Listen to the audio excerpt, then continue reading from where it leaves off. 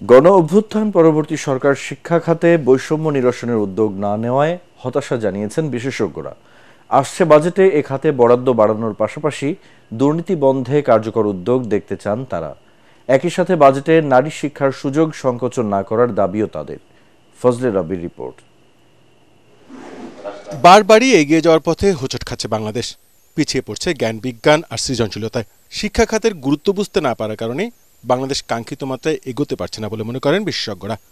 সংকট থেকে ঘুরে দাঁড়ানো শ্রীলঙ্কা শিক্ষা খাতে বরাদ্দ দিয়েছে জিডিপির ৬.৯%, ভুটানে ৮.১, নেপালে ৫.৮, ফিলিপিন্সে ৩.২ এবং ভারতে প্রায় ৩% বরাদ্দ রাখা হলেও বাংলাদেশে শিক্ষা খাতে বরাদ্দ জিডিপির মাত্র ১.৬৯%।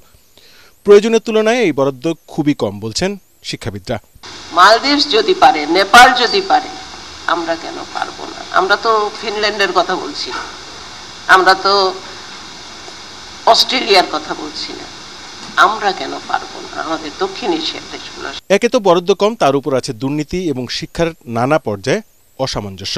শিক্ষা পলিসির সাথে এডুকেশন ল হয় নাই এবং সেটার ইয়ে নাই, এবং আমাদের যে কারিকুলামের সাথে টেক্সট বইয়ের ম্যাচিং নাই, আবার যে কারিকুলাম টেক্সট বই রয়েছে সেটার সাথে অ্যাসেসমেন্ট পদ্ধতিটা খুবই মিসম্যাচ।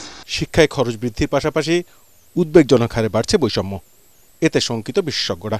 শিক্ষা বৈষম্য উত্তরণের উপায় না হয়ে বৈষম্য রক্ষা করার একটা ব্যবস্থা হিসাবে চালু আছে, সেটা নিয়ে আমরা এই রাজনৈতিক পট পরিবর্তনের পরে তেমন কোনো আলাপ আলোচনা কিছু দেখলাম না। বৈষম্যহীন শিক্ষা বাজেট নিয়ে আলোচনায় বক্তারা বলেন, কোনো অজুহাতেই যেন এবার শিক্ষা খাতে বরাদ্দ না কমানো হয়।